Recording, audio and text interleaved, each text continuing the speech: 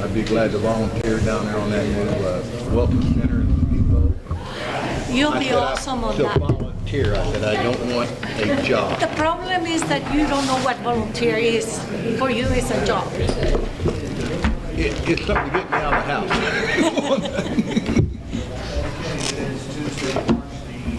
It is Tuesday, March the 23rd, here a little bit after 6 p.m., and we will go ahead and call to order this meeting of the Murphysboro City Council. I'd ask that we would all rise. And Barb, would you mind lead us in a invocation this evening? I'd be glad to. Am I on? I believe so. Heavenly Father, thank you for this day and every day. Everywhere we look, we see your handiwork of spring and all the seasons. You have made all of us. Please continue to mold us and shape us into the person that you want us to be. Guide us in our decision making as we try to make this city a better place to live, a better place to play, and a better place to work. We ask that you give us knowledge and wisdom and how to best serve this community and to serve you as we fulfill our duties here. In your name we pray. Amen. Pledge allegiance. I pledge allegiance to the flag of the United States of America and to the republic for which it stands, one nation, under God, indivisible, with liberty and justice for all.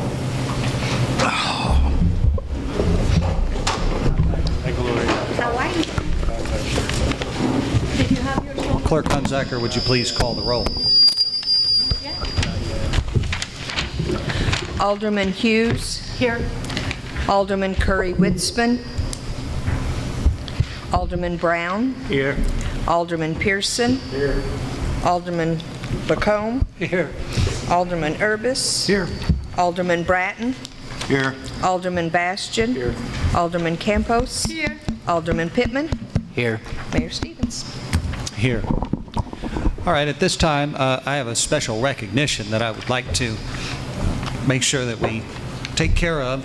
And in order to do this, I'm going to come out to the podium here in front of me where we usually reserve for public comment. And I'd like to ask Darren Mills and John Spradling if they would come up to the front and join me there at the podium, please.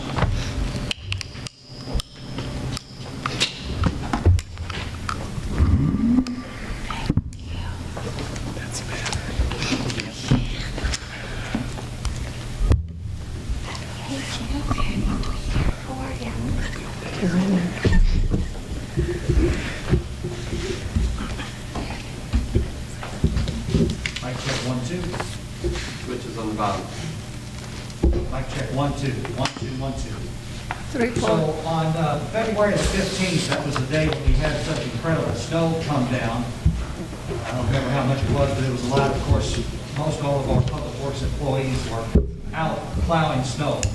And in particular, on that morning of February the 15th, there was a house fire that was noticed by both Darren and John, and they took some action that was certainly outside the scope of their day-to-day jobs, to try to make sure that there was no one in that home. In fact, there was people in that home, and they woke the people who were sleeping, and I felt like their actions merited some recognition, and so I didn't let it go that this was going to happen tonight, but I'd like to just read this resolution into the record to recognize their actions that particular morning.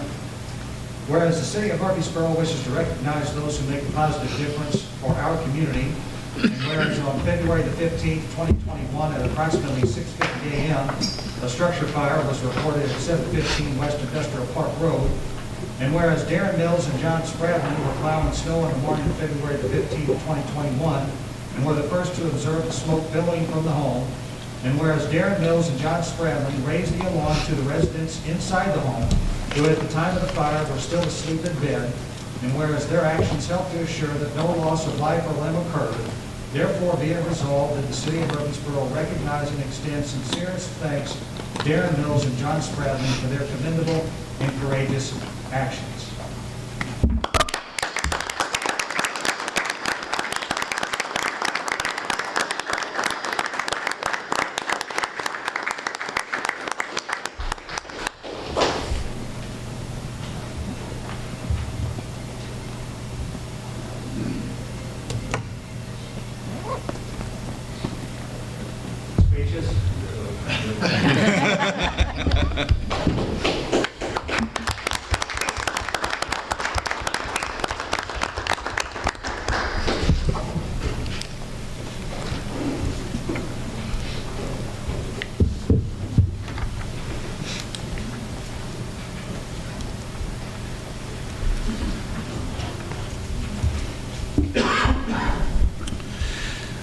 All right, at this time, I would like us to go into our regular agenda items, but I would also like to just note, when we get into our regular committee and commission reports, if nobody has any objections, I'd like to move Public Works up to the top and then work from there. All right. We'll go to the consideration of council minutes from March the 9th, 2021, which are included in your packet. Are there any questions on the minutes? A motion to approve the minutes. So moved. Second. I have a motion and a second. All in favor signify by saying aye. Aye. Opposed? Motion carries. Up next, we have the consideration of accounts payable registers, and we had several, and I'd entertain any questions on the bills. Mr. Bratton. I only have one. It's on Register 142.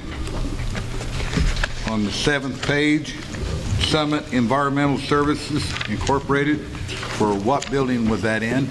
I believe that was for the police fire station. Okay, thank you. That's all I've got. Anyone else? Here. Ms. Campos.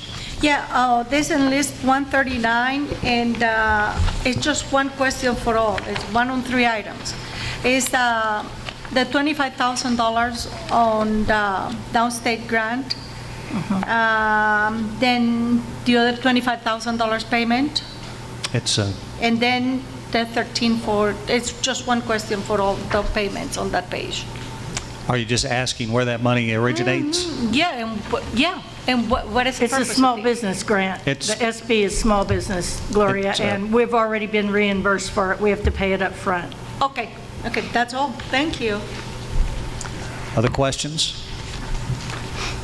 Entertain a motion to pay the bills. So moved. Second. We have a motion and a second. All in favor signify by saying aye. Aye. Opposed? Motion carries. That takes us into our committee and commission reports, and as I noted, I wanted to go first to Public Works, chaired by Mr. Dan Bratton. Dan? Okay, there's nothing under old business. Under new business, discussion regarding the wastewater treatment plant road. I'm going to give you the honors, Mayor. All right, well, this item was brought to me, and I think that it was certainly appropriate thing for us to consider tonight. We know that we have just completed a significant improvement to the wastewater treatment plant road, going to the wastewater treatment plant back and forth to Riverside Park. And that road really doesn't have a formal name. It's really just an extension, as I understand it, of the Park Road that runs inside of Riverside Park. And it was requested, and it was, I think, a good suggestion that we consider renaming that road to Stewart Lane after Jim Stewart, who did such a tremendous job for so many years keeping a decrepit wastewater treatment plant running, and then also was the primary driving force, amongst others, of course, but I think the primary driving force behind making sure that a new plant was built and that road was completed. And so before we make a motion, any other questions or discussion? Mr. Bratton? You're doing good. Mr. Pearson? Well, yeah, Jim was a driving force, and not only the road, but a lot of other things that happened down there, not only on the wastewater plant, but in our entire community. And he deserves some recognition. And naming the road is just a small thing, but we think it's important. Absolutely. I'd make that motion. Second. We have a motion and a second. Jim? He says okay. All right. All in favor signify by saying aye. Aye. Opposed? Motion carries. Yeah, we surprised you for a reason, Jim. Because we knew you'd probably It object. could almost be an insult to be named after a wastewater treatment road. Barb. Think about that, where it's going. Oh, well, in any case. All right. The next item we have is the update from the IEPA funding nomination for the water tower repair. Mr. Sheffer.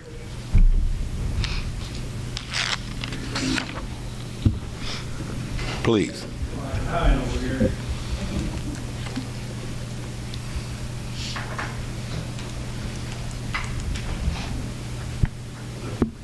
The city had filed a funding nomination last year through the EPA loan program for the, not only the 2 water tanks, but also some water main repairs out on 14th Street. And we did have a meeting, and I think the urgency is trying to get those 2 tanks, which are in pretty bad shape, get those repainted and repaired. That they were inspected, I believe now it's been 3 years ago. With this loan program, it is a 20-year loan, 1% interest, and typically 50% loan forgiveness, and that loan forgiveness maximum is $400,000. So I think our original estimate to do both tanks was about $740,000, and we wanted to bump that number up in order to maximize the case prices. Right now, prices are going berserk in any kind of construction, so we are putting in a funding nomination for $825,000.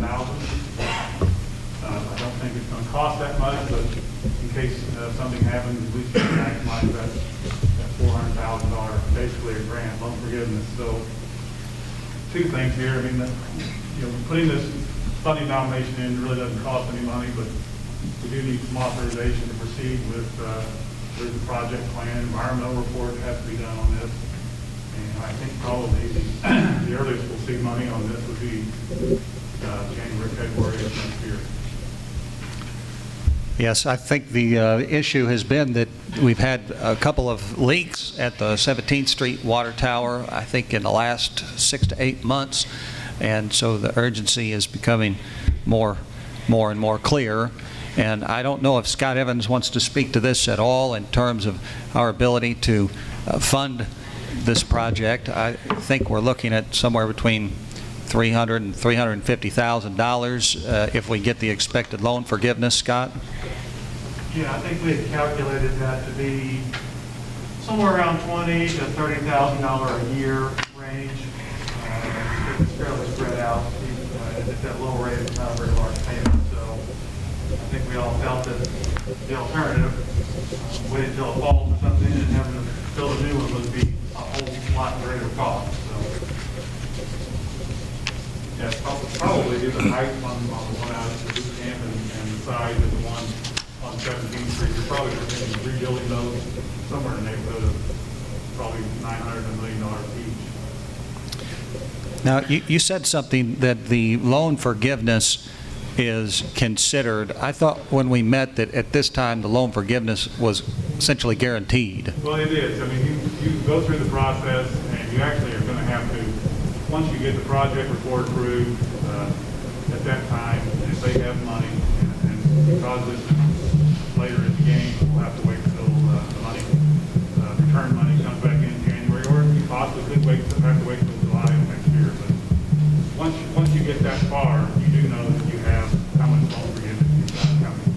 But it wouldn't be less than 50%? No, it would not. All right, so Maximum of $400,000. so whatever we would do, we would be essentially getting it at half price under that loan program. That's correct. Okay. Mr. Urbis. How does the loan forgiveness work? I mean, in terms of repayment and such? Just Well, what they do, they will issue a loan agreement, which will be for the full amount. But within that loan agreement, it will state that you are getting X number of dollars loan forgiveness. So once they do the payback schedule, that money will be taken out that time. so does that reduce your payment then? Yeah. So basically, if you're borrowing $800,000 and you get $400,000 loan forgiveness, you're actually, the loan amount agreement will be for $400,000. Mr. Bratton. I'd like to make a motion we authorize him to go forward with this. I'll second that. All right, we have a motion and a second. All in favor signify by saying aye. Aye. Opposed? Motion carries. Harold, we're not done. Please. I meant that in a nice way. Can you give us an update on this, the approved terms for the ROW acquisition for 7th Street project? Well, we did get the certification that the right-of-way had been approved, so as far as that goes, that has been taken care of. Okay, so where are we setting now in the process of, does IDOT and Carbondale have it, or Yeah, Spring? IDOT has it. He's going to be sending those in for final review to Springfield on the 26th. That's right. I believe Attorney Blake has something to add on that. Okay. Well, I mean, as far as we're concerned, we are still shooting, I think, for the June 11th letting.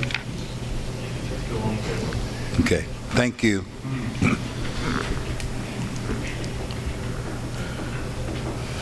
Something on our end to address on the matter is the acquisition of the Robert Floyd Fellows property.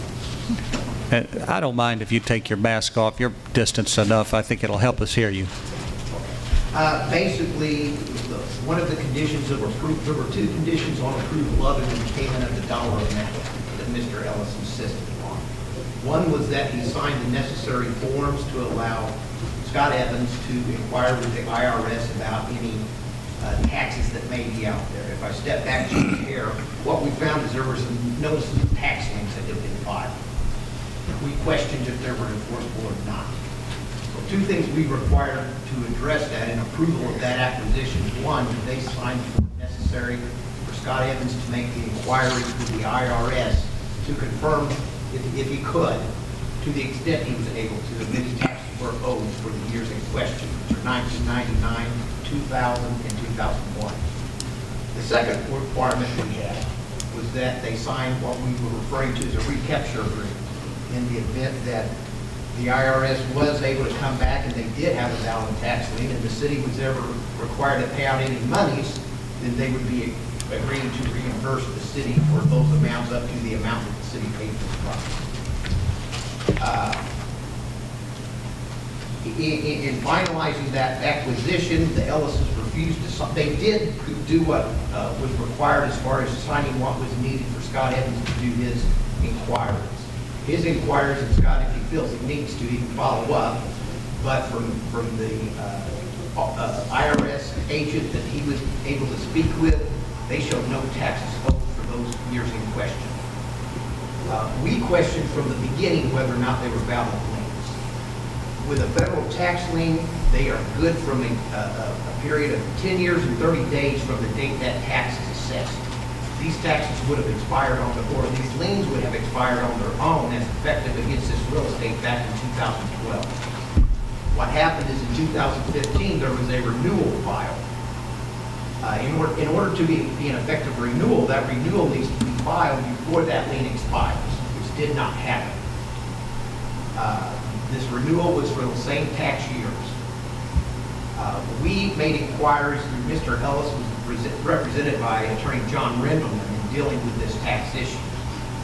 We had inquired of him, and what he had told us is that the IRS would not give him a formal release of these liens because the liens by their face are what we call self-releasing, meaning if that period comes and goes, no action is made to foreclose those liens, they automatically expire. So what Attorney Rendleman told us was consistent with what Mr. Ellis told us, is that these are not valid liens. We had made inquiries with Scott Maloney, who did the title work on the properties, which he would agree that is consistent, but from the title company's standpoint, they wouldn't insure against it because it is something that shows up. We would feel pretty comfortable that if this were ever to come to a head, number one, either these liens aren't valid, or if there's ever going to be a foreclosure of these liens, their focus is not going to be then what is going to be, at that time, a road right-of-way. It would be Mr. Ellis's other properties. So Mr. Ellis refused to sign the recapture agreement. I know that Mr. Tipping went ahead and finished the paperwork with Mr. Ellis without having that recapture agreement signed. It would be our suggestion as city attorneys that if the city council wishes to do so, that at this time there be a motion to amend those terms just so it's clear by the city council minutes that the city council is not going to require that recapture agreement to be signed, which would, of course, hold up the progress of this project, prevent it from moving forward in the timing that's going to be required for it. So the question would be, does the city council want to amend the terms for approval of acquisition of the Robert and Joyce Ellis properties by deleting therefrom requirement of a recapture agreement? If I haven't made that clear, feel free to ask me questions. It's my recommendation that we make the amendment because it seems like our exposure, our risk is very low, and it seems like even if something would happen, that they wouldn't be coming back after us anyway. So moved. Second. We have a motion and a second. All in favor signify by saying aye. Aye. Aye. Opposed? Motion carries. Is there any public comment? Seeing none, we'll come out of Public Works, Mayor. Thank you, Mr. Bratton. We will go back to the start of the agenda to Budget and Finance, chaired by Mr. W.J. Pittman. W.J.? Thank you, Mayor. Under old business, we have discussion regarding regulations and zoning of adult use cannabis establishments. So we had talked last meeting about needing to decide 3 specific things within our ordinance. So the first item was whether it should be permitted or special use. In my mind, I think we would be all right with just allowing the permit if we're going to move forward with this, depending on how the vote goes. But I don't know if anybody else had any thoughts on specifically wanting it to be special use permit. Ms. Campos? I'm not opposed. I mean, it's the law. Okay, the only thing that is, I am totally against having it nearby or in close proximity to any school. Basically schools, and this is my point of view. It's legal, it is going to be sold. So is alcohol, and those lion den clubs, they're legal too. They pay taxes. But because they're legal doesn't make them right. Our children are facing by themselves a troubled future with right and wrong. And showing them that they are there, we are telling them it's right. So for me, it's okay if an adult wants to do whatever they want with their life. But as long as children are growing up, I think I'll be okay if any establishment is away from any learning institution, public or private. Okay, so I guess on that first item, I mean, we'll try to determine a distance for protections of schools and churches also, but is there anybody that specifically wants this to be a special use permit? I didn't quite understand what you said, W.J. So we need to decide whether it's going to be a permit that if they meet the requirements, they can be granted that permit, or if it's a special use permit that needs to go in front of the Zoning Board of Appeals, correct, Mayor? That's right. A special use would require that a permit would have to go before the Zoning Board of Appeals so that the nature of the location could be further considered for appropriateness. W.J., so does that mean that you're going to allow this in residential areas? No, it would be still set forth within however we write the ordinance and I think we talked about last time, the zones that we would allow the permit to be granted in, but this would be determine whether they are just able to apply for a permit and get it if they meet the requirements, or whether it would be a special use permit that they would have to apply, and then it would go in front of the Zoning Board of Appeals and then come to us, I believe, after that. That's the correct order, yes. I have no objection to it just being a permit. Mr. Pearson? I thought originally when we brought this up, we were only voting on where to locate this thing, not to go into the special use and all of that. Well, we're trying to write the entire ordinance, and then we will vote on whether that ordinance will, pass. I didn't understand you. I said we're trying to determine everything that's going to be in that entire ordinance, to direct the city attorney to put in there what the council wants in there, and then we would then vote on that ordinance, whether to pass or not pass that ordinance, is how I'm guessing this. Well, the way I looked at this zoning map that we had, it looks to me like the only places that are eligible according to the guidelines that I read was maybe out Route 13 toward Carbondale on some of that property, or in our industrial park. Are there any other places that it could be? You can't have it anywhere on Walnut Street because there's too many churches and schools within 1,500 feet. The residential areas are within 1,500 feet of anywhere on Walnut Street. I don't. Well, I don't think we've talked about making it 1,500 feet from residential. I think it says that in the rules somewhere. I read what I looked up on the internet was that you can't have one of those within 1,500 feet of a residential area. Richard, are you aware of that being in the state guidelines?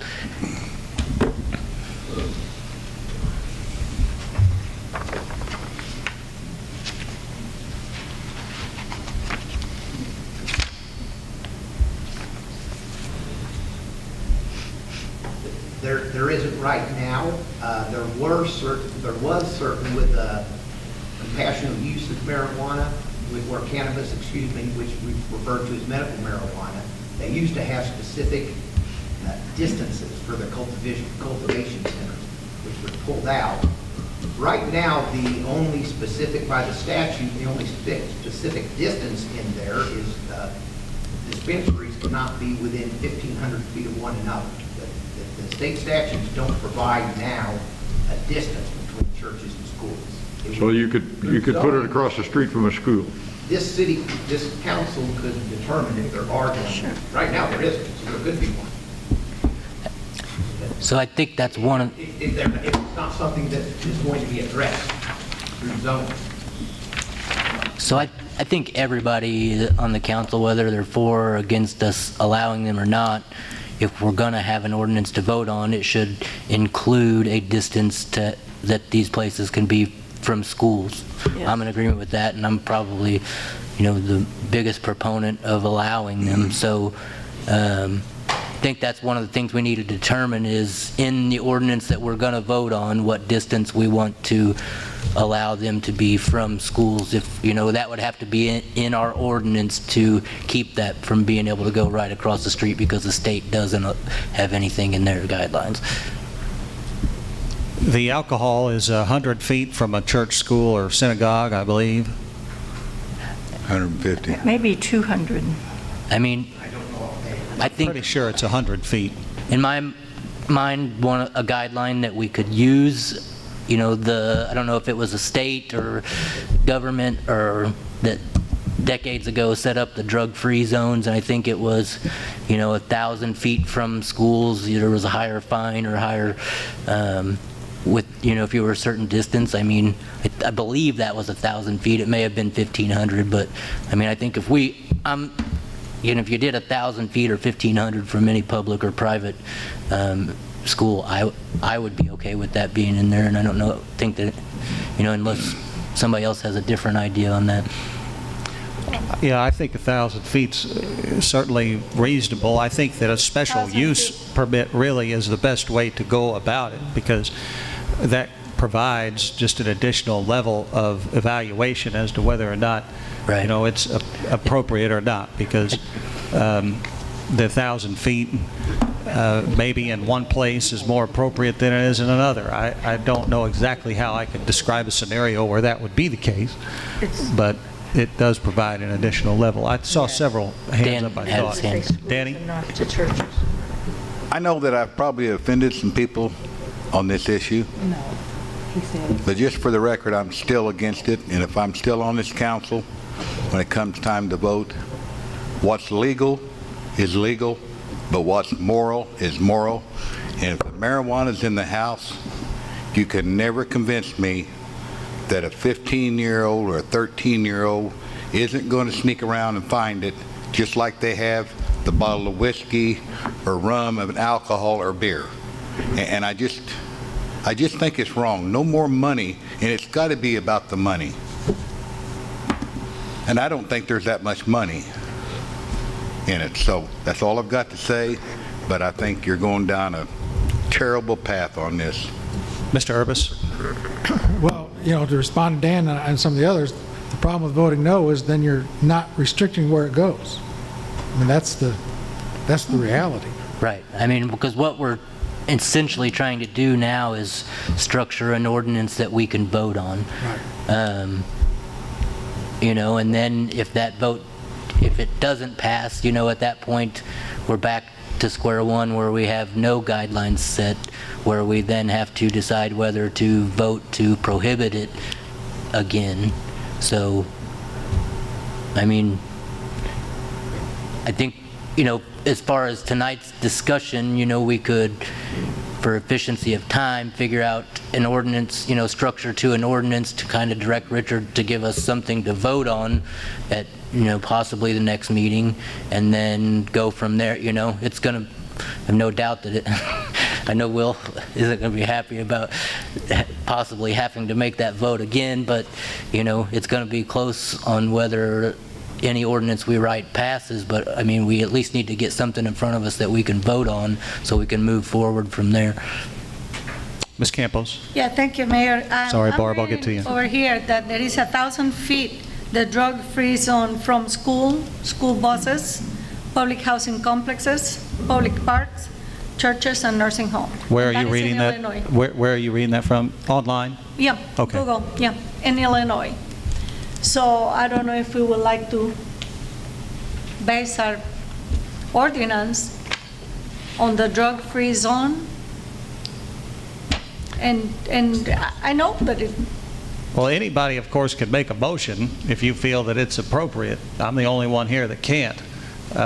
If, you believe that 1,000 feet is the right distance, then you could, make a motion and try to find a second, of course. So, And I guess before we get a motion on that, I mean, we also want to decide whether we want to charge a fee and include that in our ordinance. I'm okay with charging a fee, I think it's appropriate, and I don't know what the appropriate amount is, but... Ms. Hughes? Could we backtrack a minute? Yes. WJ, when you first started, and I think that we kind of interrupted you a little bit, you said there were 3 points that we needed to decide. And you read the permitted versus special use.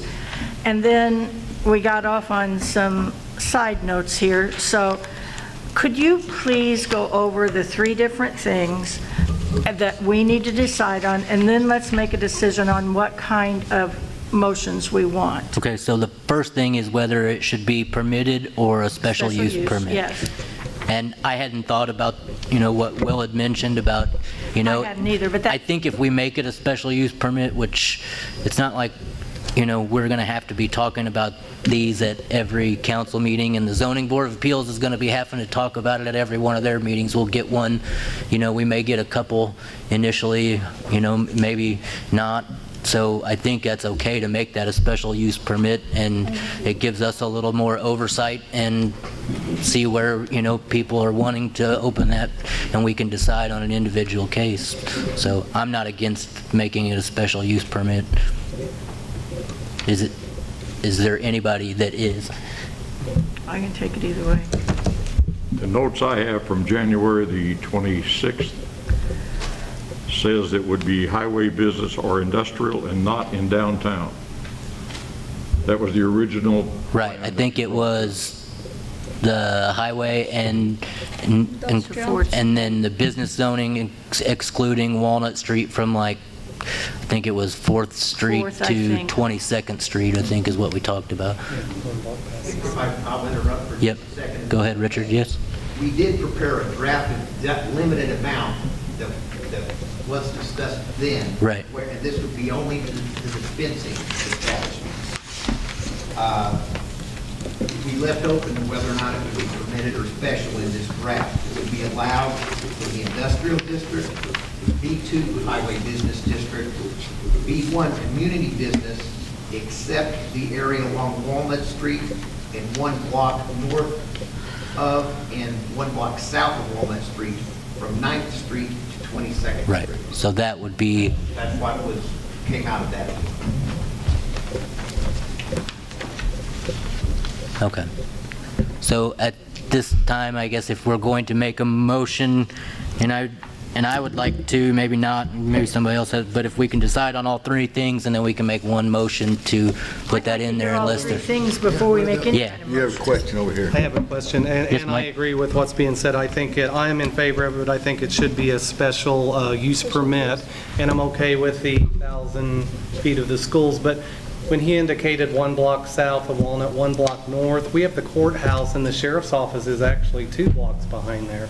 So I think we need to incorporate, I mean, we wouldn't want one right next to the sheriff's office. But the sheriff's department is close enough to residentially zoned property that I don't think you'd be able to make something work there anyway. Well, that's true too, but Be handy when it got I out. didn't know if we should consider that or not. I mean, And there is St. Andrew's School also right right, St. behind. Andrews Yeah. is, Right. I think with the combination of several things that several ways we're going to restrict the location, including the zoning and the distance from schools, and if, I'm guessing at this point we're going to include churches and also, so that will, there is going to be a very limited, amount of properties that people are able to open this that comply within our ordinance, so...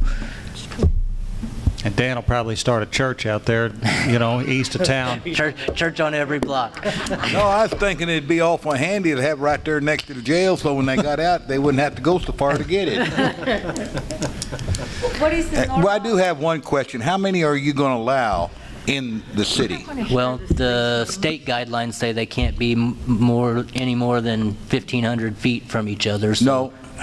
How many establishments that's going to sell these drugs?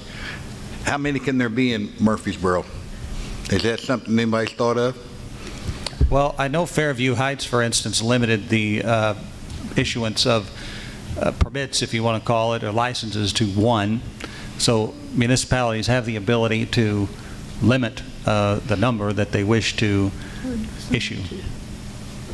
I think next to the sheriff's office would be a perfect place for it if you're going to get it. you got to open one? No. Do we know an average, the amount of a license for a special use? The license fees that cities are charging range anywhere from $0 to $15,000 a year that I've seen. $15,000, sounds for an good. application. So, They make money. and I think one discussion, Mayor, that you and I had, I would be comfortable charging $1,000 a year for a permit. And I've seen tiered approaches where the initial permit fee is higher and then the annual renewals Yeah. thereafter are lesser. So that's a consideration as well.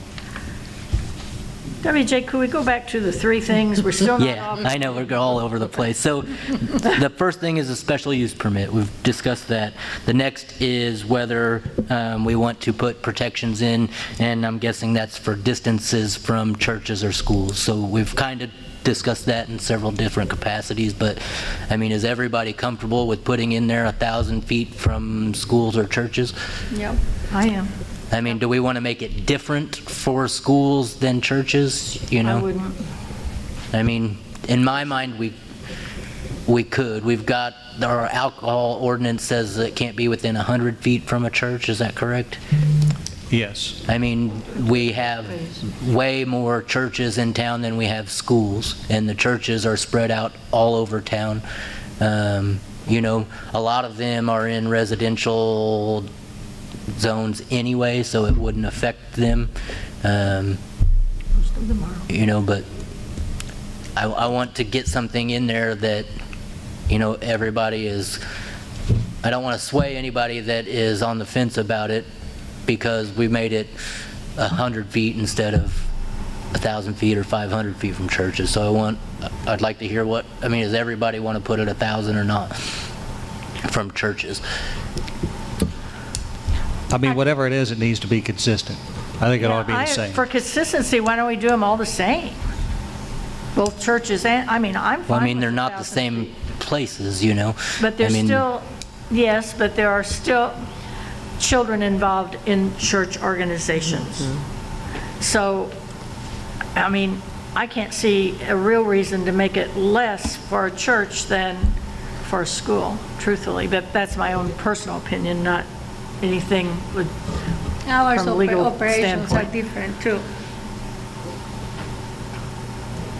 I mean, if everybody's looking to me for particular persuasion on this issue, you're likely not going to get it. Because I am personally not a supporter of legalized cannabis or marijuana, never have been, probably never will be. And I'm not real supportive of, the approval, but I have been highly conflicted on this because the vote at the referendum was about 2/3 in favor.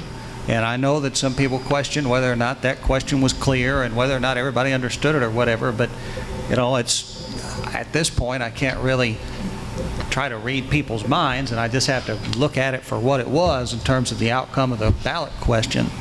And so, ultimately, if there's going to be a motion, and I think John had the best point so far, if somebody comes to the city and wants to open a dispensary, Richard, what happens? Do it, put it anywhere. They can do it. Right. Or any of the other licenses, that's something else That's right. that needs to be considered. Our discussions are focused on the dispensaries, but we need to address the other licenses also. Cultivation centers, craft growers, diffusers, or infusers.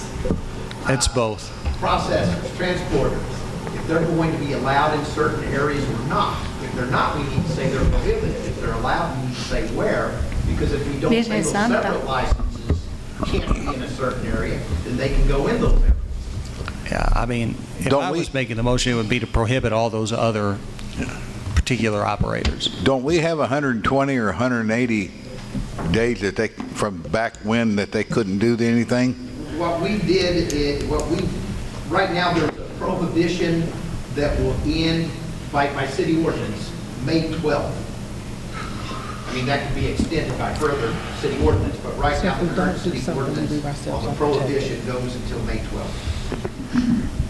John? I think one thing I would like to see before I vote is whether it's 500 or 100 or 1,000 is sort of a map that shows where those are going to be allowed given where the churches are and schools are, personally, so. And Alderman Pittman, we discussed schools and churches. I think we need to include daycares in there too, if there are any in there. Daycares. Oh, yeah, I agree with that. Yep. I assumed we would. but- And 1,000 feet for everybody, Everybody have a tail or they don't. That's it. It'll be fair. Well, and I'm going to say this, and I may regret it, and because I'm afraid of which way it will go, but I mean, would we be doing ourselves a service by, it's close enough of a vote that, why beat our heads on a wall and talk about it for several more meetings and spend money with the attorney and then find out that ordinance isn't going to pass and then we're ultimately going to prohibit it anyway. I mean, we haven't, is that something we want to vote on before we start decide? Why waste time talking about an ordinance that's never going to, if it's never going to pass, if we could find that out, here tonight? Can we prohibit it? Yeah. Do what? Can we prohibit it? Can we prohibit? Yes. Okay. You cannot prohibit what we refer to as medical marijuana. Zoning can control where those type of dispensaries are located, but you cannot have a prohibition of a medical marijuana dispensary. Now, of course, all know when those things are going to be located now also with your adult use dispensaries. That's where, for these type of businesses, that's where the money is, in the adult use recreation. Right. Don't they have to have both? The adult use places have to have medicinal, but I don't think a medicinal place by itself would have to have recreational use sales. Right. Well, the initial licenses only went to those places that already had the medicinal. That's right. Well, the other thing about zoning, if I can say, I don't want to create a zoning that's going to, if we're going to allow them, I don't want to create a zoning that's basically going to make them impractical. Well, that's what we're doing. Right. Yeah. Richard, can we still make a proposal not to allow it at all in town? Yes. Yes. That the referendum, it was an advisory referendum, not a binding referendum. I understand that. Yes. So how many, I don't remember, how many people voted in this referendum in Murphysboro? 5 and 5. Oh, I do not know offhand. It would have been whatever the turnout was. Of course, they don't have to vote on all questions. It was a real small percentage of the city's voters. Would that be correct? I mean, we could look it up real quick The on the referendum clerk's to me website. doesn't mean a darn thing. I didn't think it should have been on the, I don't think it should have been there to begin with, but it was there and they voted. But in my opinion, we shouldn't allow it at all, regardless of what the referendum said, because I believe the majority of people in Murphysboro do not want it, regardless of what the referendum said. I mean, we put it on a ballot and 2/3 of the people said that they did, you know? So you can believe all you want, but the votes say that the people do. Well, of course, anybody, again, if somebody wants to place on the agenda the consideration of prohibition for a future meeting, I've never been one to keep things off the agenda. It has looked like over time that the trend here has been, and of course we have new people, one new person going to be coming on the city council, Mr. Austin. I don't know if you want to resign your seat now and see if there's somebody else interested in it. Or you could start early. But maybe the wise thing to do would be to, drop this discussion until we get Mr. Austin on board. I don't know. we never ever went over the 3 things. We have 1 is permitted or special use, 2 is protections. What's 3? The 3 is the fee, the permit fee, whether we want to charge Fees, one and how much okay. it would be.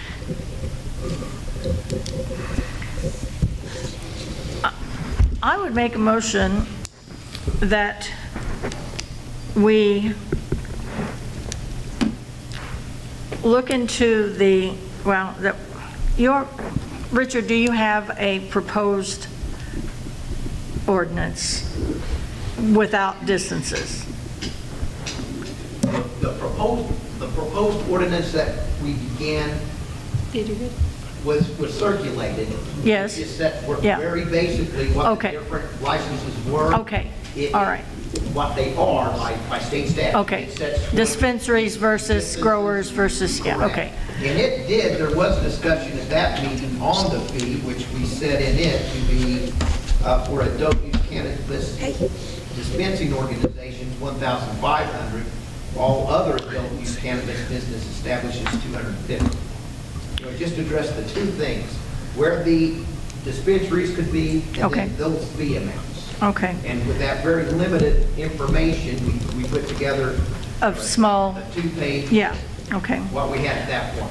WJ, do you want a motion to pursue this in way of ordinance? A motion, say that again, Barbara. Would you like a motion to pursue this through ordinance and make it, I would recommend special use. I think that does sound better than permitted now that I think about that. 1,000 feet from schools, churches, and daycare, and fees of $1,000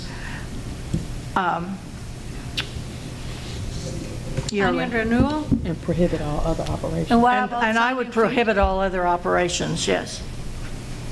That would just be for dispensaries. And then I think Dan added a good point. Do we want to limit the amount of permits that we allow? Or because think we're that allowing them as special use anyway, and we're restricting them, I mean, do we want to? You could limit it to 1. 1 or 2, I got the numbers of votes during the November election, and it's 1,832 people voted yes to have the dispensary, and 1,101 voted no. So it's just about out of 4,500 ballots cast in Murphysboro. So a lot of Mr. people Urbis. didn't vote. Barb, if you consider a friendly amendment, I would say like $3,000 for initial and like. And that's fine. I just would like to move on with this, is why I'm making this motion. And would you say 3,000 initial and then yearly something different, or 3,000 period? I would say 3,000 initial and 1,000 or 1,500. 3,500 sounds better. 3,500. Okay, so an initial of 35, and then what would be the yearly one that you're recommending, John? 1,500. $1,500 a For year. renewal. For renewal, I still didn't hear the renewal amount. 1,500. Okay, Place make lots I'd of make money. that motion. $3,500 application. We have a motion, do we have a second? Second. We have a motion and a second? 1,500. I need to ask another question. I did too. We vote all this that Barbara just made the thing.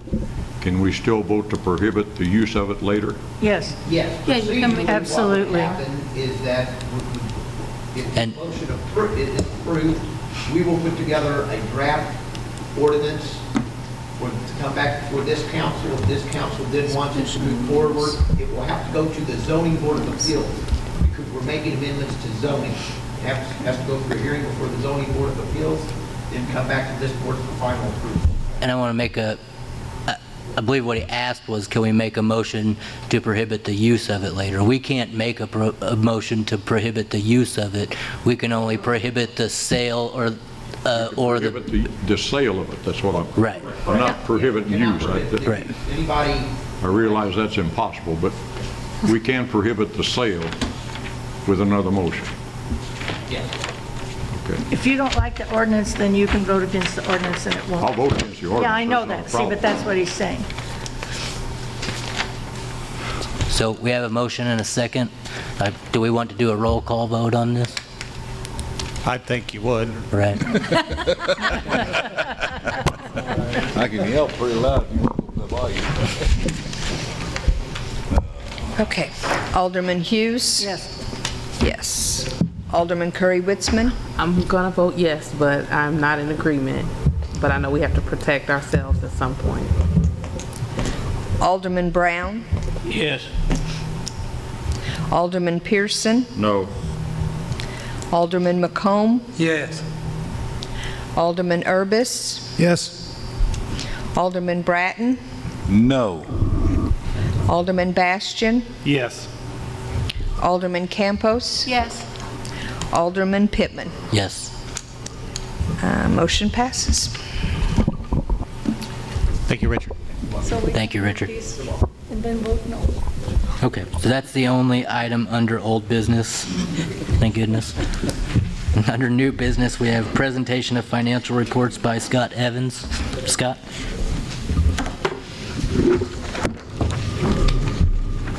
Well, once again, my report's going to be pretty anticlimactic. I don't have a whole lot tonight. Being in the middle of tax season, I can't quite get the level of report that I normally do, but what I do have is the state income tax report. So if you look at that, you'll notice that this month we received $61,573. The most by far we've ever received in a March, which typically would mean the tax receipts in Springfield in the previous month. And so clearly way over the monthly average for March, and even $6,000 more than this time last year. So that's going on a good path. What I will say is that you'll see in May that the number is really high, because that represents tax receipts that Springfield gets in April, which is the historical deadline for the tax returns. And so they receive a lot of money, and then we get our share. Well, you know, last year we kind of bucked that trend, because if you'll remember, they moved the tax deadline to July 15th. And so therefore, our May was really low, but our August was, ridiculously high versus what it had been. So since this year, so far, they have moved the tax deadline to May 17th. We probably will see a spike in June. So the next 2 months may be somewhat underwhelming. But I just wanted to point that out, kind of forewarn that I think that's what's going to happen with the receipts the rest of the next few months. The other report I have is the general fund operating expenses and revenues versus the budget for the same period. This is for 2 months, for January and February. So through 2 months, we have spent $697,000 and change in the general fund. Same period, we have budgeted $922,000, so we're running under budget there. Now, a couple things I'll point out about that. I don't believe we've had either one of our 2 months that had 3 pay periods in them, so that's still pending. And also, too, one thing we kind of budgeted for was we kind of had to foresee what may happen with the contract negotiations, and if and when those were hammered out this time of the year or during this year. And so there are a couple pending, as you know, and once those are finally ratified, then typically we have some retroactive adjustments to make. So those will be happening in the next couple of months. So it's kind of nice that we have that cushion so far of being under budget at this point to help absorb those things. On the revenue side, of course, since we've had good sales tax and good income tax, and also don't forget, that we've also had that $300,000 local cure grant that's in our revenues. So our revenues for 2 months show $1.2 million, which is way higher than we normally have, but that $300,000 grant is artificially making that number higher. So we clearly are over budget in revenues by almost exactly the amount of that grant, $339,000. So that makes it a little artificially high, but yet it's our money to keep, so it's not like it's something we have to give back. So as a result, we're showing a surplus over the 2 months, roughly a little more than what it was this time last month. So again, these are good positions to be in going into the rest of the year, where we think there could be some expenses starting to catch up for the things out there. Okay, so any questions on those two or in general? I don't think so. No. Thank you, Scott. Thanks, Scott. Next item, we have Bruce Wallace here with us. He's going to do a presentation regarding Energy Aggregation Agreement. Bruce, if you want to come up to the podium.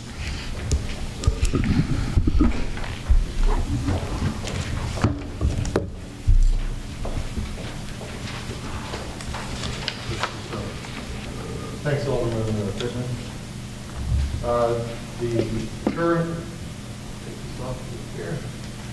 The current agreement with AEP Energy that the city signed with Portland Gas and Electric expires in May. So 2 months from now, this expires. I had recently got pricing. I think you have it in your packet. Looks like this. So if you have had time to review that. The pricing is just very, very, very slightly higher. Maybe I'm a little embarrassed because it seems like the last several times that we signed contracts, it's always been lower. But we're finally at that tipping point where it's going to go up, and it may go up dramatically based on what happens in the energy business here, as you're probably all aware, over the next several years. So I wanted to make you aware that May is the contract date. So you have basically 2 more months to make a decision, although I think the pricing is probably going to be slightly higher if you waited another month or 2 to price it. We're seeing the market increase on almost a weekly basis now. It's not great, but it makes a difference when you look at your usage. Your usage is about roughly 1.5 million kilowatt hours. These are the 36 city accounts. Includes lift stations, water plant, street lights, stop lights, etc. These are the 36 accounts that operate the city of Murphysboro. The municipal aggregation program that we did with the city was done last, that's for the citizens of the city, that was done last fall. So you were included with a number of the cities that were originally negotiated. So that's a separate contract from the actual city service accounts, which is what this particular bid is for. You'll see that we have a 12, 24, and 36-month offering here. They are bracketed, of course, because the price is slightly higher. It's about 9/10 of the, or about 9/100ths of a cent higher per kilowatt hour. Over the course of the year, 12-month period, that's going to cost you about another $138. So it's not much at all compared to what we last. This is estimated usage, of course. We aggregate the estimated usage of the annual, all of the bills together. Obviously, if you save some money on the usage side, this would be less. If you use more, it would be more. But this is an aggregation of what you normally would use. So we wanted to give you the bids. You have two different accounts that we bid. One you'll see on here is commercial accounts. We do split up those 36 accounts to commercial accounts and lighting accounts. The lighting accounts are actually bid at a lower per kilowatt rate. That's common in the energy business because those are basically stationary, like the stoplights. They run at a pretty constant rate. They have a small load factor. Commercial accounts run at a higher load capacity, therefore the rates are slightly higher. So we have two different prices. We bid with AEP Energy, which is your current contract holder, Constellation Energy, and Home Field Energy. And Home Field was the lowest bid price on both those accounts. You'll see those there in blue. Top part of the blue numbers at the top of your list. And we break down the 12, 24, 36-month contract rates. And then the yellow price is the bracketed price, which unfortunately this time around is slightly higher than the last bid cycle. So I guess what surprised me when I looked at this earlier is I expected the longer-term contracts to have, and the rate goes up the longer-term contract as you sign, I guess because that's the risk that we're taking, is that if we don't do that long-term contract, that next year it's going to be higher than what that amount is anyway? It's not the risk that you're taking, it's the risk that the supplier is taking for trying to get the market. Right, but I'm saying if we signed the shorter term because of its lower rate, our risk is that it's going to be higher than what this long-term rate is next year if we only do the short term because of the lower rate. That's correct. Okay. I think that was the thinking of the council the last time around. You did have a 3-year contract the last time. That's what it was. And at that time, it was still a good choice for you because the rates started back up in the last year, so you still really had the benefit of the lower rate. I can't tell you with any confidence that's going to be the case going forward.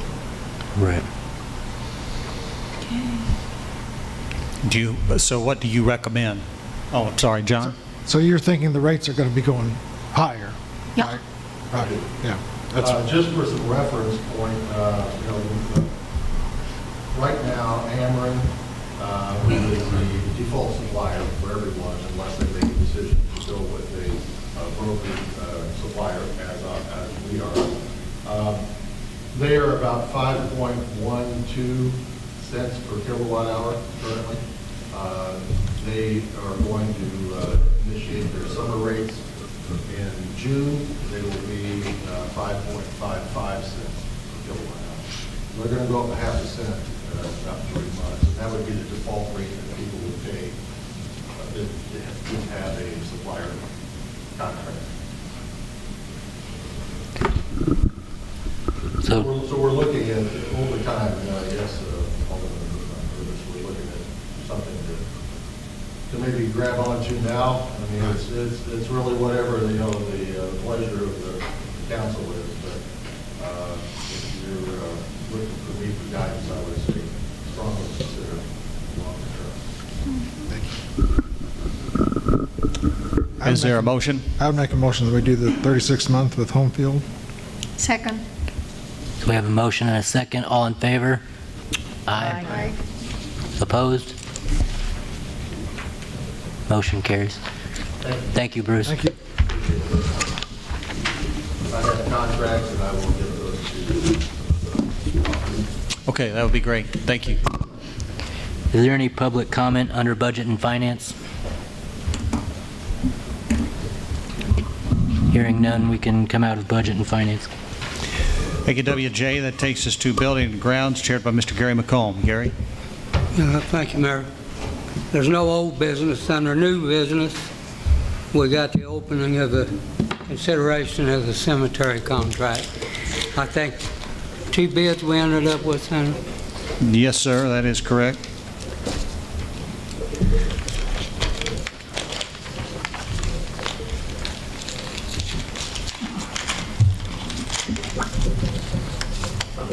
We have 2 bids.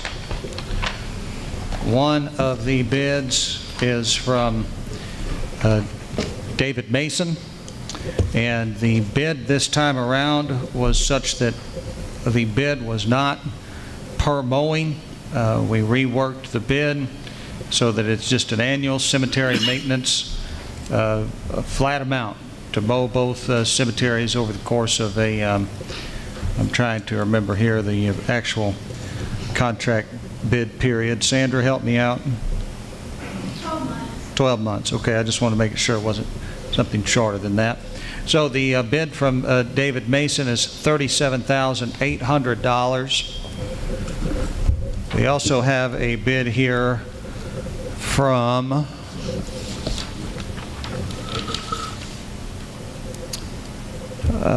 Randall Garth McBride, and it's a name of A to Z Handyman Service, and his bid is in the amount of $35,700. I know there was some question about references the last time.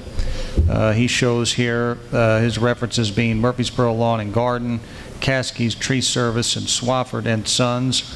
His employment history just says self-employed. And he does also enclose with it a certificate of liability insurance from Bishop and Elwell Insurance Agency. Who was the second bid from? The other bid was from C. David Mason in the amount of $37,800. So the lower bid is Randall Garth McBride at $35,700. I know that Mr. Mason, who is also an employee of ours in the fire service, has a mowing company that he does other mowing, of course, so I have some familiarity with his experience. Is there a motion? If there's not, I'd recommend a motion. Bid, what was it? Do they have any kind of references on mowing? Who is that, Bill? Which one? McBride, or whatever that, I didn't understand. Is it McBride? Yes, Randall Garth McBride has no, they show references here as Murphysboro Lawn and Garden, Caskey's Tree Service, and Swafford and Sons of Gorham, Illinois. None of those are places he mows a yard. It isn't really clear, Bill. Well, it's pretty, I'd think it'd be pretty clear. None of those Maybe would be he hiring worked to for mow a those cemetery people for and they sure. would at one point. I didn't hear the You think the that last maybe- part, Mr. Pearson, what you said. Could you repeat it, please? Well, he wouldn't be, that wouldn't be references for mowing a cemetery for sure. And originally, that's what we had in the bid, Yeah, a long but time ago. We took that out, Bill. so Who took it out? We thought we'd get more bids. Who took it out? Danny brought it up the last time. Would we get more bids if we cut some of that stuff out? And, you know. I don't and- think the and- council ever said to take that out. Well, I'm just telling you, we tried to get more bids. And whoever you award it to, you got a 30-day period in there to look at them, to extend it, or give them a 30-day notice. You know, that's what we've done in the past. They mow it for 30 days, and if you don't like the way they're mowing, then you give them the 30-day notice that they're done. That's what we had to do with one other person. On the flat bids, if we reach the point where we have a rainy season and by June we ran out of money to pay these people, what do we do then? I suppose then we consider appropriating more money to mow the cemetery. I mean, the council has the ability to make adjustments throughout the course of the year. We have 2 bids in front of us, and somebody's going to have to mow the grass because the grass grows in the springtime. It'd be my recommendation we hire Mr. Mason because we have experience with him and we know that he's a reliable, functional person who can, I believe, get the job done. I'd make that motion. I'll second I that have a motion. question. I have a question. We have a motion from Mr. Pittman. We have a second from Mr. Bastian. I have a question. I'm sorry. Do either one of you wish to rescind your motion or second? Put up into discussion. I mean, to answer a question, I mean, Yes. I want everybody to get their questions answered, yeah, so I mean. All right, I Mr. agree. Bratton. I'd like to- If I understand it, these are per year contract. It's not per mowing. So if we hit a rainy season or a dry season, it's going to dictate how many times you mow. Is that correct? I think somebody said we could. Cost us more, though. It's not going to cost us more. It's going to, yeah, okay. Thank you. Will, Mr. McComb. isn't this contract for 1 year, not by the mowing? That's correct. Huh? That is correct. Well, then, if it's a year contract, we're not going to run out of money. This is the money we're going to give them to maintain it for a year. And I think we talked about making 12 payments on this, or 10, when it will. So you could spread it out over the course of the budget, and it would be just We just pay them each month instead basically of a mowing. flat amount. We'd be paying them every month. So we're not going to run out of money. We don't have to worry about that if we have a raining season. They're going to take care of it for 1 year. And They're going to get about $3,000 a month. they have the right to drop it out in 30 days, and you'd only pay them Right. by the month, And stuff like that. divided by if they're going to pay them in 10 months or 12 months. That's fine. And in the event We're that not they're going to not run out of doing money. it up to our standards, we can, we can end the contract at 30 days, correct? And I suppose even we could adjust their monthly, payment, or to talk with them about obviously what they're not doing properly. Barbara? Ms. Hughes. Okay. I have nothing against David Mason. I think that he would be wonderful to do this. My concern is ordinance, or not ordinance, employee policy about hiring contracted person to the city that's already a city employee. Yes, I mean, I understand we have that policy, but of course, the city council can abide by their own policy or not. And again, we have, unless we're going to bid this again, which we can do, we have 2 bids in front of us. Well, yeah, but, I mean, it's okay. It's fine. Well, I think what Barbara's trying to say is the same thing I had. Can we legally hire someone that already works for the city to mow our cemetery? I don't know That's the about simple- legally, but policy-wise, we are going against our own policy. Richard? Our own personnel policy. Well, to me, it's a separate contract from, it's not going to keep him from performing his duty as a fireman. Well, But I'm it not- sets a I'm not arguing precedent, that my point. only I'm concern. saying we don't want to get ourselves in trouble by, And I it mean, sets we a all precedent. signed things that said we don't do business with the city. All of us did. Mr. Blake? I was just going to comment on Alderman Pearson. I don't know exactly what the city policy says on that as a city employee, it would not be the same as one of the aldermen or the mayor contracting with the city for this job. The employee could do it legally. Okay. I don't know offhand without the current city personnel policy, what it says. I don't recall. I don't have it in front of me. Sandra, you don't happen to have one, do you? Well, but we aren't hiring him as an employee, we're hiring him as a contractor. Right. So, It's not the same as the corrupt practices that Council referred to regarding city officers' contracts. So I would make my motion again to accept the, Ms. Campos. I'm sorry, but did he present a certification of insurance or liability on his business? I did not see that included in this But I think bid. it should be a requirement Mr. Mason? from us. I did not include it, but I do have it, and I will provide that if I can award the bid. Okay. Thank you. can I make that motion now? I'll second Alderman. All right, there is a restating of the previous motion. Gary, you want to call this motion? You got me lost. Okay. I did. Mike Bass. And what was the motion? To accept the Who you bid giving from it to? David Mason.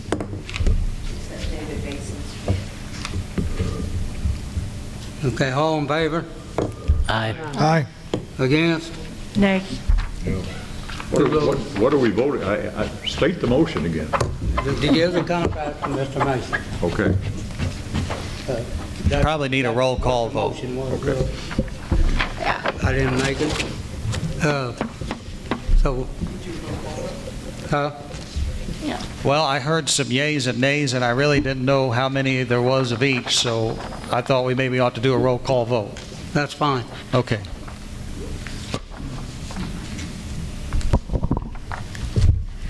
Alderman Hughes. No, and it has nothing to do with the person or his abilities, by the way. Alderman Curry-Witzman. Yes. Alderman Brown. No. Alderman Pearson. Yes.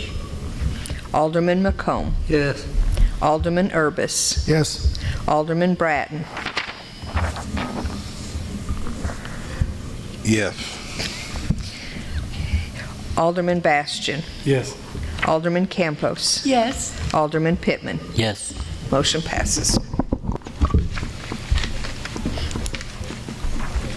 To Mr. Mason, I'd like to, when you want to go to the cemetery, go out with you, because there's a few grave plots that people mow their own. They don't want anybody else mowing them.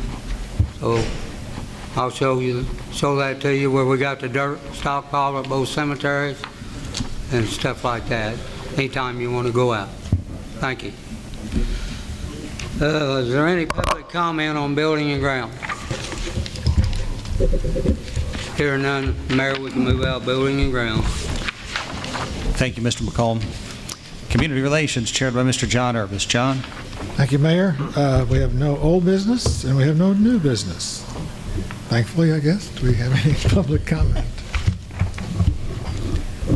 All right, that takes us to Public Improvement, chaired by Mr. Mike Bastian. Mike? Thank you, Mayor. We have no old business and we have no new business. Do we have any public comment? That being said, we can move on to public safety. Thank you very much. Takes us to Public Safety, chaired by Mr. Russell Brown. Russell?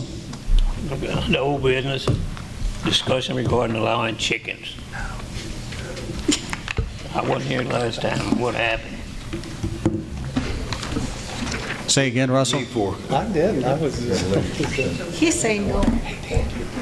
All right, just to update for those who weren't here, there was a resident who approached the city council, and she said she lives in a part of town that is a little bit more rural and the lots are bigger, and she would like to be able to have some hens so that she can have some fresh eggs and whatnot. And she asked that we reconsider allowing chickens in town for people's personal use. Obviously, no roosters is typically the way that this is considered. I looked at Carbondale's ordinance today.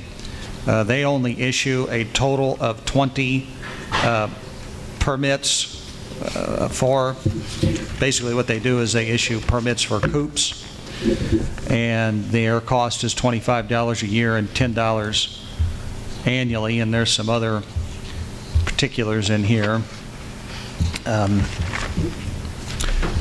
I mean, I support it. I think, it doesn't really hurt anything for folks. I know that there are some people that already have them in town, and Well, I understand why some people might not want them. Mr. McComb? well, this lady lives on Peanut Hill.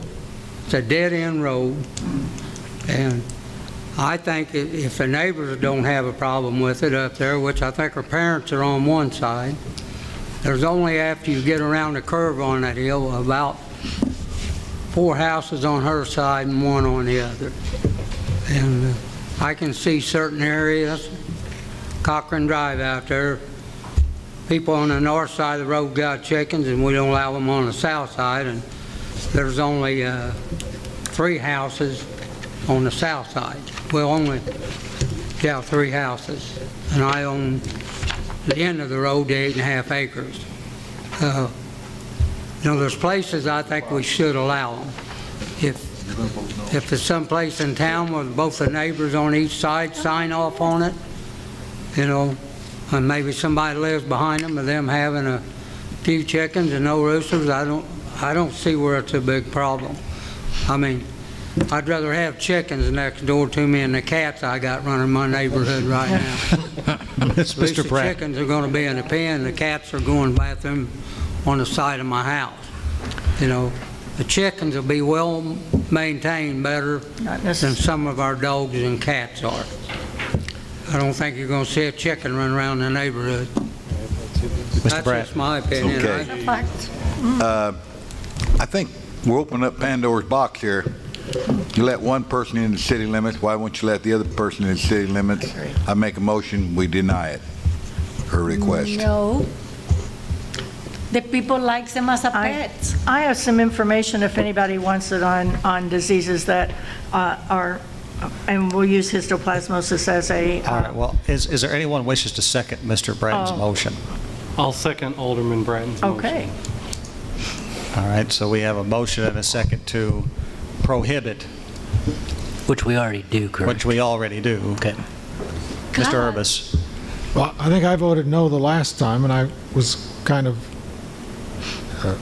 the woman's presentation, I was kind of taken by that, but one of the things she mentioned was all the things that animal control would have to do or could do, and I'm not sure we have animal control resources to do that. So that's kind of my concern. Complaint, like when we have a loose dog, then animal controls goes. We have a loose chicken.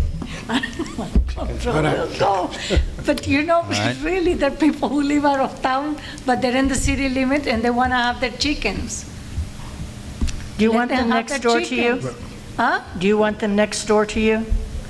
In August, they smell really, really, really, really bad. Gloria. Let me tell you, Nicaragua, they roam around the houses looking for warmth. Rather have them next And the door airborne fungi that everything that it produces. The neighbors on each side sound home. They're fun.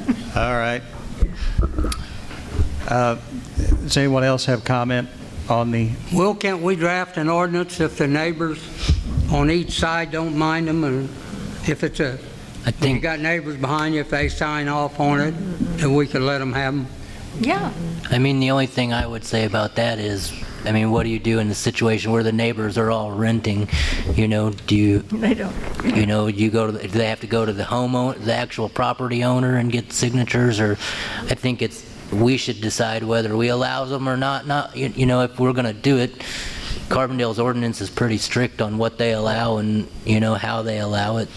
One thing that I thought was interesting about Carbondale's ordinance, and of course here we go with zoning again, but they have what they call rural residential, and it's based upon lot size, distance between homes, and they allowed the coop permits to be in rural residential, and I forget what the other zoning was, because it allowed for basically when some of these high-density areas of town, they weren't going to allow it. So Carbondale's ordinance is a little more nuanced.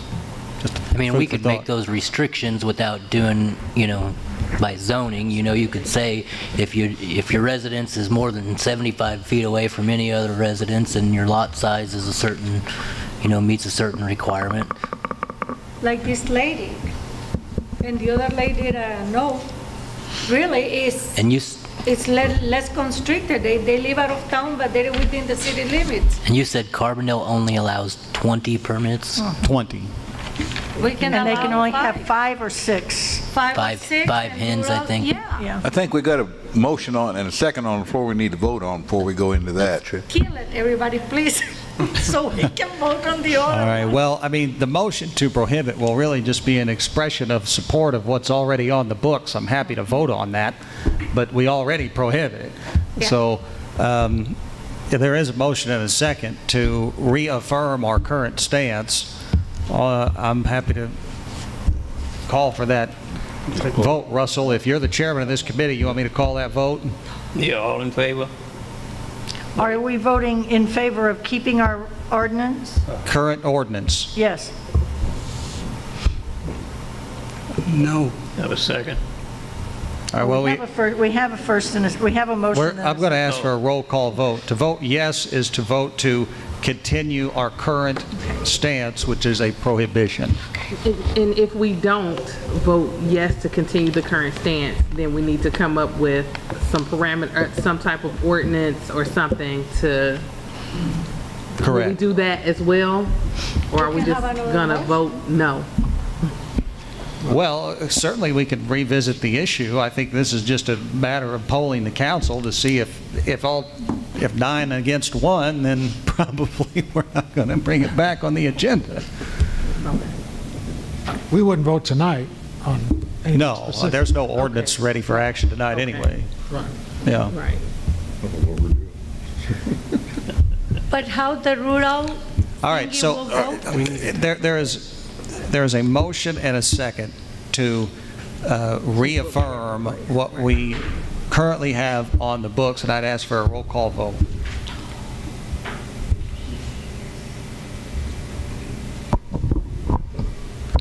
Alderman Hughes. Yes. Yes. That's a yes to Yes. reaffirm the, Okay. not yes to have chickens. Okay. Alderman Curry Witzman.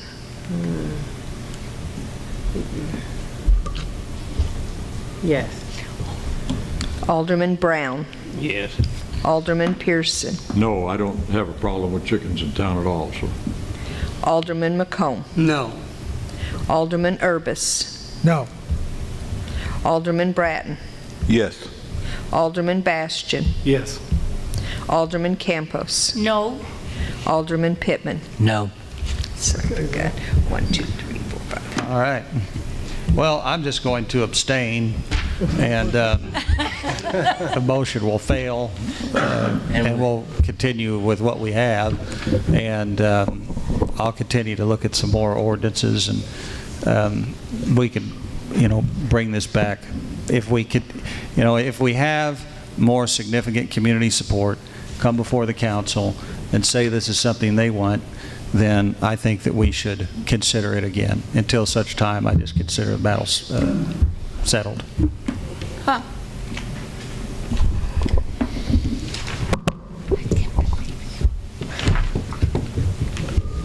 On the new business, consideration repeal of ordinance requiring face covering. Y'all got any comments on that? I believe at the end of last meeting, Ms. Campos asked that we put this on the agenda for consideration. Back in August the 18th of 2020, the city adopted a mask ordinance. Basically, what that ordinance said was that if you were in a place of public accommodation, and there was a long list of things that were public accommodations, some of it included outdoor spaces, that if you were not wearing a face covering, that you would be warned the first time and could be fined $100 thereafter for other offenses or violations of the ordinance.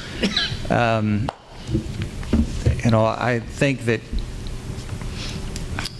several states, for whatever it's worth, Iowa, Mississippi, Montana, North Dakota, Texas, Wyoming, Alabama, and Utah have all repealed their mask mandates. Obviously, the state still hasn't. Back in November of 6th of 2020, we had 18,000 new cases in a single day. On March 15th, there were 782 new cases in the entire state of Illinois. So the pandemic obviously has, the numbers have declined greatly because there's been 6.2 million vaccines administered in Illinois so far, and there are currently 26 active cases. The ordinance that we adopted, I think it's worth mentioning before we have further discussion on it. The ordinance we adopted said, this ordinance shall expire when Jackson County reaches COVID-19 Phase 5 or when there are no active cases in Jackson County. So that's some background that I thought would be worth mentioning before discussion, and then I'll open it up. Mr. Pittman.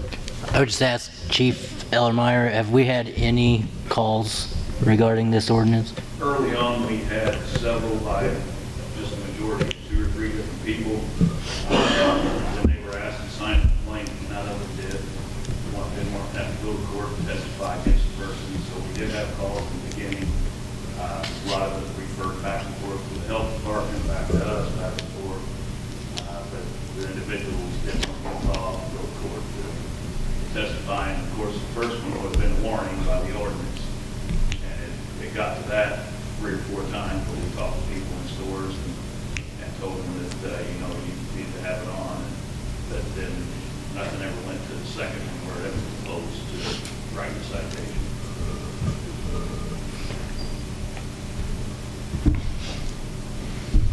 Ms. Campos? March 22nd, 2021, new cases in the whole county, 2. 7 days average, 3. Okay, we have a mandate by the governor to use masks. We have at the entrance of the high school, no mask, no entry. Go to a restaurant, no mask, no entry. So my point here is that as a city, our ordinance is redundant to the state law. We don't need to say yes over yes over yes over yes. One time I think is enough. There never is going to be 0 cases. It doesn't matter if we are vaccinated or no. It is a virus. The mortality level is down. The hospital admittance with patients for COVID is not a high capacity or no. Yeah, the virus is here. But I think as a city, we can let the people do their own choices. It's not our job to be babysitters. We know the rules, and I think everybody's abiding to them. I'm not asking everybody to be vaccinated or demanding to be vaccinated. Some jobs are doing it, you know? And it's up to everybody to take it too. We can only suggest. But I think this mandate in town too is redundant to what the governor have to say. We have a vaccine available. The number of cases is, the slowest is gonna be 2 cases. And it's gonna keep that. And I think somehow, somewhere we owe to our families, to ourselves, to our community, a sense of normality. And somebody wants to walk on the street without a mask, let them do it. And everybody knows, everybody's pretty accommodated with the social distancing and everything else. Everybody's very compliant. Business has been hurt to the point of no return. Many of those businesses are not coming back. My business, it went to that point, it's no return. Okay, so I think we owe to ourselves, to our community, to Murphysboro, to start moving back to normal. That's all I have to say. All right. I suppose one other thing that, I would add, the way that I sort of look at this is that really we're just removing the potential for punishment, from the city. Yeah. The fine and those kinds of things that were a part of making sure that we had that we sent a very strong message whenever the virus was at its strongest. I think was a part of what we were wanting to do here, and I would support this. But of course, I don't know if anybody else does beyond me and Gloria. So you can make the floor is open, Mr. Urbis. Well, our ordinance isn't what destroyed the businesses, but I'm really, I haven't decided yet how to vote, but, it wasn't our ordinance that did anything to destroy businesses. I agree with that. I would think that the reason the numbers are down was because a lot of us here have already vaccinated, and that we did wear masks and we did follow the guidelines, and until this thing was over, as far as I'm concerned, we should still be wearing masks. I'll wear mine even though I've been vaccinated. I have both of mine. I don't want to go into a restaurant, even in my condition, and see 90% of the people in there not wearing a mask. I think isn't the state mandate still that we wear masks? It'll be on till June the 3rd is whenever the last mandate on masking from the governor would expire if he doesn't lift it before then. And the numbers are going down, so why mess with it? And I I Googled don't see a real reason quick to change it. the coronavirus disease. But anyway, for what it's worth, it said February, I thought that was March. That was in February. Hang on. Oh, now I messed it up. Give me 1 second.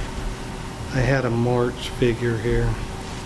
The mask is still recommended, even with the vaccine. Okay. I've got, it says March 21st of 2001, new cases 1,352, 7-day average 1,763. That's in the state. Jackson County have 2 cases. I'm just specifically in Jackson County. Yeah, this says Jackson County, Illinois. Yeah, It's just 2 cases. the daily change. And there 3, yeah, that's today's report. And just 2 cases. There have been days that we have had 0 cases. Days, not one, there has been 0. Thank God things is under control. And I'm saying, if I am so concerned about it, believe me, I will sleep with this, okay? But I'm not. But people that are using masks, even they're vaccinated. I have been vaccinated, but it's nobody's business if I'm doing it or no. And the mask is used. I'm doing it for other reasons. But that's what I say. The mandate of this, like Mayor say, is just to tell the people, you're not going to be sanctioned because the mandate is over there. During the peak, that's okay. And if we ever need it again, okay, let's do it. But at this point, I think we need to start to move into normal now, into life. Well, you need a motion to leave this and still wearing a mask.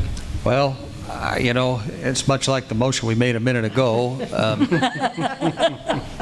Or you just want to leave it there? It can die for lack of a second. If somebody makes a motion in the affirmative, really how it ought to go is if Gloria makes a motion to repeal it, and there's not enough people that support the repeal, then that dies. I'll make a motion, we leave the face coverings in place.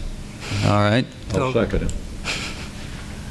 Then we have a motion and a second to keep the mask ordinance from the city. I believe we're under public safety. I don't know, do we want another roll call on this? Mm-hmm. Yeah. All right. Ms. Hunziker? This is to keep the mask mandate. This is backward. Hurry up and get it voted one way or the other. I'm tired. Alderman Hughes. Yes. Alderman Curry-Witzman. Yes. Alderman Brown. Yes. Alderman Pearson. Yes. Alderman McComb. Yes. Alderman Urbis. Yes. Alderman Bratton. Yes. Alderman Bastian? Yes. Alderman Campos? Absolutely not. With the absolutely please on it. Alderman Pittman? No. Thank you. All right. Is there any public comment under public safety? Any public comments?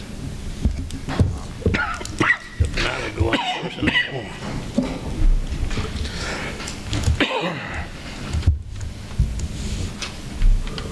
I feel like I should preface this by saying I'm not the public speaker, but my life is even worse. Okay. So this is my job tonight.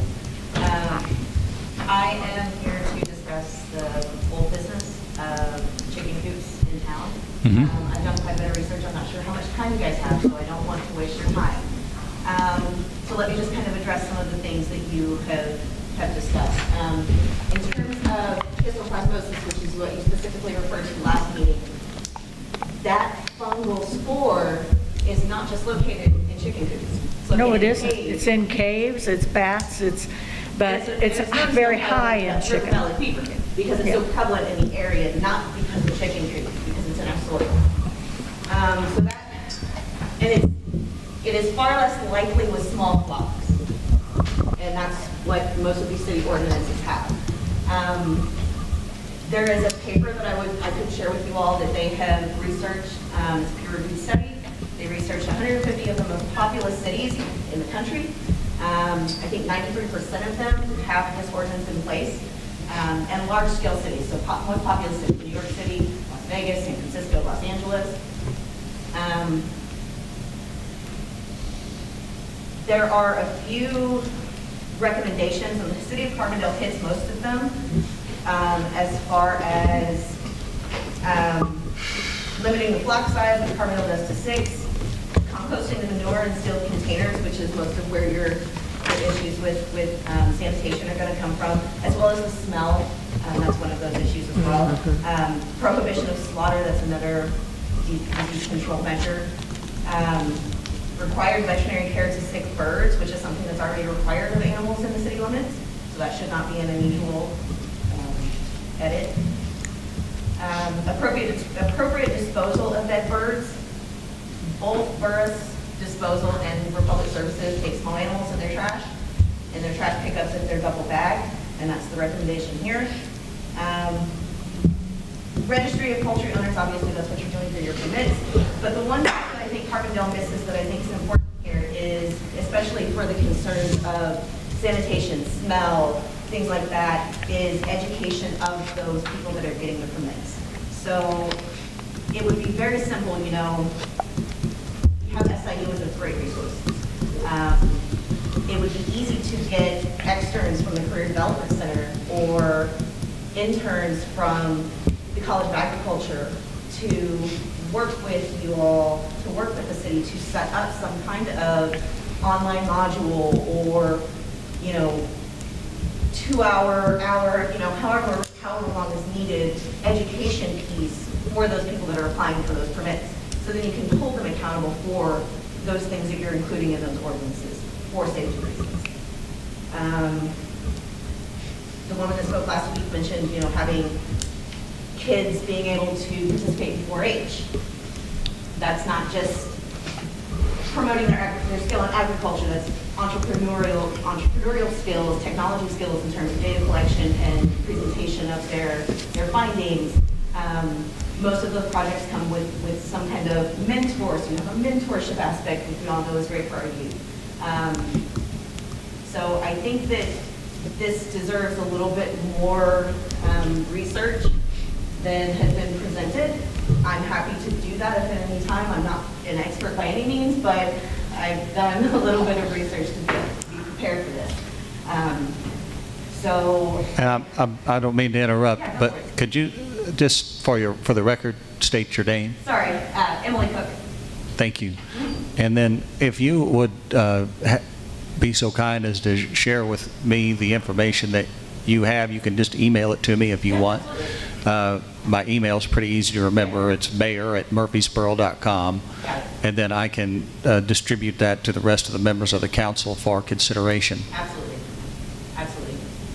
Any questions that I can answer before I go?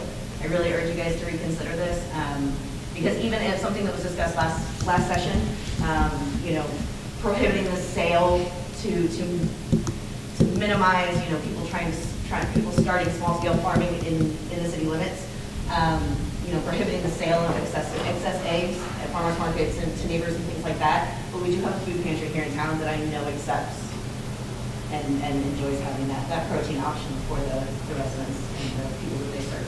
So I will get this to you. So I encourage you all to reconsider that. The one last thing I'd like to add is that the Carbondale does have the stipulation that you can't smell them from the property line. So How do you control that? Sure. Yeah. All right. So thank you for your time. I apologize for the stutter. That's all right. Thank you, Emily. Thank you. So we keep the chickens on the agenda for next time? Sure. Thank you. As long as we eliminate all the other agenda items. But they have to wear masks. Yeah. Chicken? Yeah. They're free. All right. I think that's everything under public safety. We'll go to personnel, chaired by Ms. Barbara Hughes. There's no old business and no new business. Is there public comment? We do have you were given a copy of the proposed bargaining agreement. We will go over that in executive meeting, and then we'll come out and vote on that. Any public comment on personnel? Hearing none, I think we can come out now. Thank you, Ms. Hughes. I'll run through the mayor's report quickly. Walk of Fame update. I've been working with Angie Keel, as well as the Jackson County Health Department and a statewide initiative called Illinois Healthy Communities. And they work on things that help to create walkable and bikeable paths and destinations in communities. And you might want to check your email. Memory doesn't serve me as well as it used to. I think I sent out an email recently that had a link to what Angie has put together. It's essentially an online grant proposal to get 16 significant people with a apple, would be like a bronze or a metal apple that would be inlaid in the sidewalk in 15 or 16 different places around town, highlighting people like Flynn Robinson, who was an NBA basketball player from Murphysboro, and people like Ms. Borgs Miller-Kern, who was an actress, and these types of things, and it would say who they were and what made them notable. And, you know, it would be a Murphysboro Walk of Fame. So anyway, be looking in your email for that. I think it's a really good project that has a lot of potential. Speaking of grant efforts, the retaining wall at 5th and Walnut Streets that has been there for a long time and is sort of just a composite concrete. I am working with Greater Egypt Regional Planning Commission to attempt to get a technical assistance grant so that we could study how that wall might be able to be rebuilt in a way that was not only structurally sound but also a little bit more beautifying, because it's a high traffic intersection and it's one of the first impressions for the community. And I know that Debbie Tyndall and some others from Main Street have been looking at that same question. And so anyway, I just wanted to give you an update. Any questions, Mr. Pittman? Is that some place that we could have the group that did the mural, is that some place that we could allow them to put some sort of mural along that wall coming into town? It could be. That's certainly one option. The other option that has been discussed is sort of a metal welcome to Murphysboro or City of Murphysboro that would be sort of underlit or backlit by lighting that kind of creates a nice effect. So that has been a question. And also there's a sidewalk basically at the base of that thing that really isn't a sidewalk. And so the thought process would be to, in talking with IDOT and others, maybe to put a sidewalk there. Obviously, I'm not committing the city to any, money at this point. I'm not asking for any matches. I'm just updating the council on something that I'm tentatively early on working on and trying to gather information about. The other item here, the consideration of approval of appointment of Aaron Barnett to Historic Preservation Commission. I'm going to table that. I need to get a one-on-one meeting with him, and I've not been able to do that to this point. I just haven't been able to put together that meeting, and so I will bring that back at another time. Lastly, as we come up to the election, I know we don't really have any contested elections, but we've had a lot of folks serving in the same chair positions for quite a while, and the mayor appoints those, and I am planning on reshuffling those. If anybody is interested in a particular department or chair position, please let me know, because I just think it's good to shuffle things around every now and then and give different folks different experience potentially. So if you would have any interest in that, please let me know. All right, that takes us to council member requests, and I'll go to Ms. Hughes. None, thank you. Ms. Curry-Witzman. I don't have any. Mr. Brown. Nothing. Mr. Pearson. No. Mr. McComb. Nothing. Clerk Hunziker. Mr. Urbis. Nothing tonight. Mr. Bratton. None. What was that? No. Okay. Mr. Bastian. Nothing. Ms. Campos. Nothing. Chickens next week, that's it. Say again? Please. Please. Chickens next week. Yeah, okay. the chicken issue. Mr. Pittman. Nothing, thank you. Okay. Hey. Nothing? Nothing, thank you. All right. That'll take me to department head requests. I'll go to Chief Ellermeyer. Chief McBride. Nothing, sir. Ms. Volley. Mr. Lee. Mr. Mills.